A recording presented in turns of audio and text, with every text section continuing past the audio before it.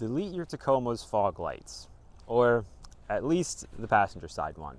Now with the hood of the truck up, I'll show you why you might want to delete that fog light right there for pretty much 3 horsepower. So if we follow the air intake track right here, it goes right here, and then the intake disappears into the fender right there, and essentially where your air comes from, it goes down this fender right here and ultimately goes into the intake through that vent right there.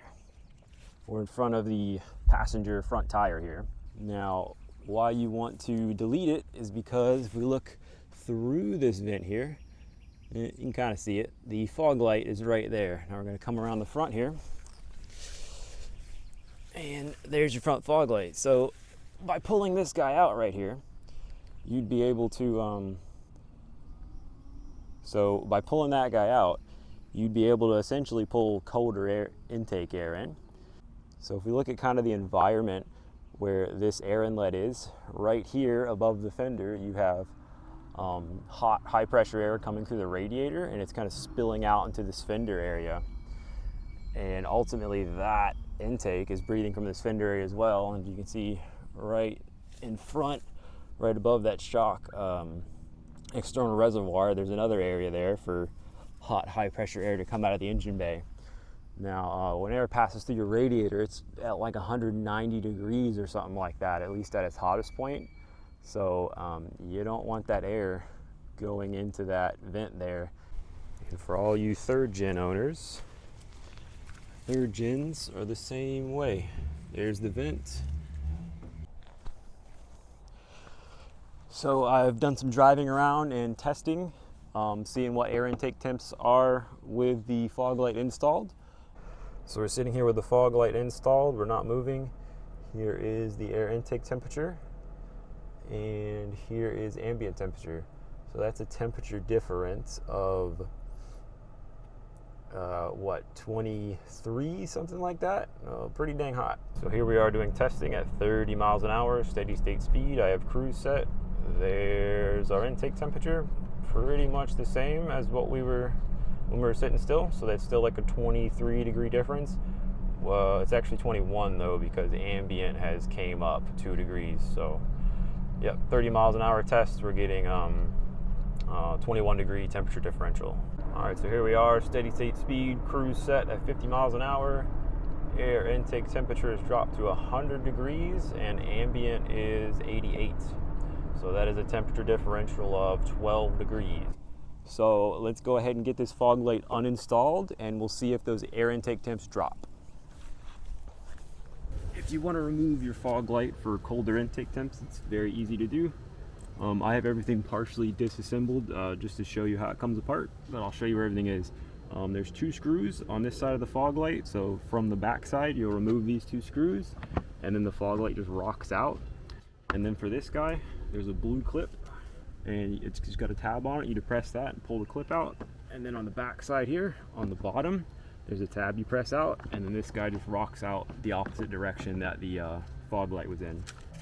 And then obviously just zip tie, I've already done it, but just zip tie your fog lights wiring harness up out of the way. All right, so there's our fog light. And here's the fog light uninstalled, and as we can see, if we zoom right in there, there is the fender vent.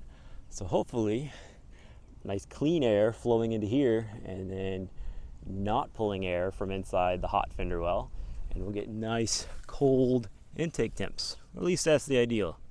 But don't worry, we're going to do testing to quantify our results. Now we're back in the nice air-conditioned truck after uninstalling the fog light.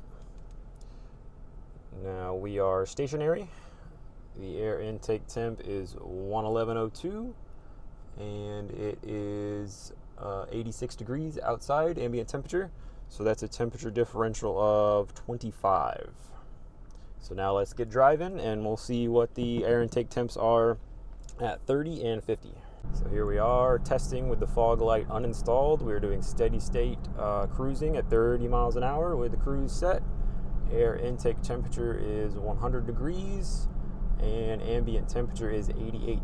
That is a temperature differential of 12 degrees. Call it 11 and a half because it's 100 and 100.5 degrees. Back here doing our intake testing, but check out this sweet little camper right there. It's actually a pop top. Something like I want to build. Cool. So I'm editing the video now, and I just wanted to provide a little bit of context to that camper that I saw on the side of the road that you just saw. I am most definitely going to be building a camper for my own truck, and you will see it on this channel. So stay tuned for that. So here we are, steady state cruising, cruise set at 50 miles an hour. Our air intake temp is, we'll call that 97, and ambient temperature is 86. That is a temperature differential of, what, 3? Not sure, I'll do it in a second. I gotta stop. So we're back from doing testing with the fog light uninstalled. I couldn't do the math in my head earlier, but the ambient temperature was 88 and the air intake temperature was 97. That's a temperature differential of 9 degrees. I couldn't do that math in my head going down the road at 50 miles an hour. I promise I didn't use the calculator to do that math either. So yeah, I think that does a pretty good job of showing that the fog light uninstalled does do a good job of getting cold air into the engine. But I've got one more thing I was like that may help get even colder air into the motor. So what I've made here to get even colder air into the engine of our Tacoma here is just a little blanking plate with some holes in it in order to zip tie it to the fender liner, which I'll show you in a second. This is made out of a garbage can, believe it or not. It should work great. Nice low buck solution. But why we want this little blanking plate is because we have nice clean air that's flowing in through here, through the intake. And my theory is that that cold air is actually just flowing right through these vents back here. So with the addition of the blanking plate, we're going to go in and block off those vents. So now we should have that air flowing in and smacking into our blanking plate rather than just flowing straight through. And therefore we're going to generate high pressure. Now, why that's good, well, I think that's good at least, is because we have hot, high pressure air in the engine bay that's venting into our fender. And we should have the high pressure air that's coming in from the fog light that's leaded, and the high pressure air from the engine bay, and hopefully those two high pressures will kind of cancel each other out, and we're not going to get hot high pressure air flowing up into our intake. Also, come around the side, if we remember that the truck breathes air through the fender right here and right behind the fog light. So if we have high pressure air coming in through that front vent and a low pressure here in the fender because of the engine generating vacuum, hopefully we're going to generate airflow of nice, cool, fresh air from the front of the truck and not from the fender where it's hot. So we're just going to install a bunch of zip ties through the blanking plate.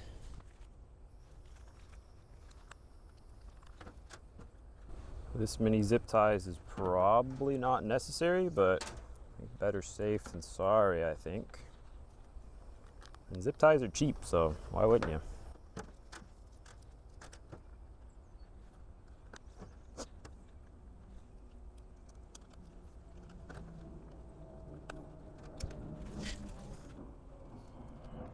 Now it's important when you're doing this to orient the heavy head of the zip tie downward so you have a lower center of gravity.